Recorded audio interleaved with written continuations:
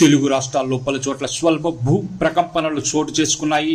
ఉదయం 7:27 కొన్ని సెకన్ల పాటు భూమి కంపించింది.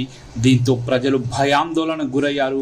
ఇల్లు, అపార్ట్మెంట్ల నుంచి బయటకు పరుగులు తీశారు. ఏపీలోని విజయవాడ, విశాఖపట్నం, జగ్గయ్యపేట, నందిగామ, ఏలూరు జిల్లాలోని కొయ్యలగూడెం, వేలేరుపాడు, కుక్కునూరు, బుట్టయ్యగూడెం, టీ నర్సాపురం మండలం, బొర్రాపాలెం, జంగారెడ్డిగూడెం పట్టణం సహా పలు ప్రాంతాల్లో భూమి స్వల్పంగా కంపించడంతో జనాలు బయటకు పరుగులు పెట్టారు.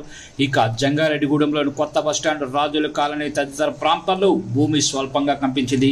ఒక్కసారిగా భూమి కంపించడంతో ఏం జరిగిందో తెలియక ఇళ్లలో నుంచి బయటకు వెళ్లామని స్థానికులు తెలిపారు. కొయ్యలగూడెంలో సుమారు 5 సెకండ్ల పాటు భూకంపం సంభవించడంతో ఇళ్లలోని వస్తువులన్నీ కదిలాయని స్థానికులు తెలిపారు.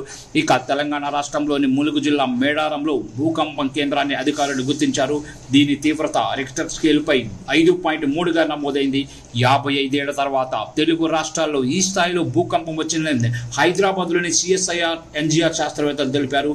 భూకంప కేంద్రం నుంచి 225 కిలోమీటర్ల పరిధిలో ప్రకంపనల ప్రభావం కనిపించింది.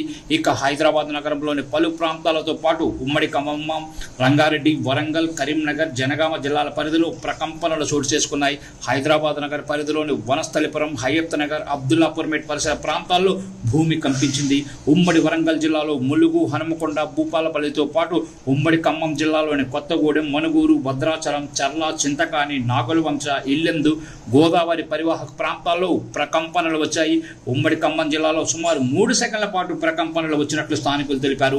ముఖ్యంగా గోదావరి నది పరివాహక జిల్లాల్లో తీవ్రత కాస్త అధికంగా ఉండడంతో జనాలు భయాందోళనకు గురయ్యారు. ఇక మరోవైపు మహారాష్ట్ర, ఛత్తీస్గఢ్లోనూ భూమి కంపించినట్లు తెలుస్తోంది. మహారాష్ట్రలోని సిర్వంచ, అహైరి, గడ్చిరోలి, చంద్రపూర్లో భూ ప్రకంపనలు వచ్చాయి. ఛత్తీస్గఢ్లోని సుకుమా, బీజాపూర్లోనూ భూమి కంపించింది. ఇక తెలంగాణలోని రంగారెడ్డి, హన్మకొండ, వరంగల్, కరీంనగర్లో స్వల్ప భూ ప్రకంపనలు వచ్చాయి. మరోవైపు హైదరాబాద్లోని బంజారాహిల్స్, జూబ్లీహిల్స్ లో కూడా భూ ప్రకంపనలు చోటు చేసుకున్నాయి. అటు నందిగామలో 7 సెకండ్ల పాటు భూమి కంపించగా గుడివాడలో 2 సెకండ్ల పాటు భూమి కంపించింది. సుమారు ఉదయం 7:20 నుంచి 7.26 మధ్య పలుసార్లు భూ ప్రకంపనలు వచ్చాయి. అత్యధికంగా ములుగు జిల్లా మేడారం కేంద్రంగా రిక్టర్ స్కేల్పై 5.3 తీవ్రతతో భూకంపం సంభవించింది.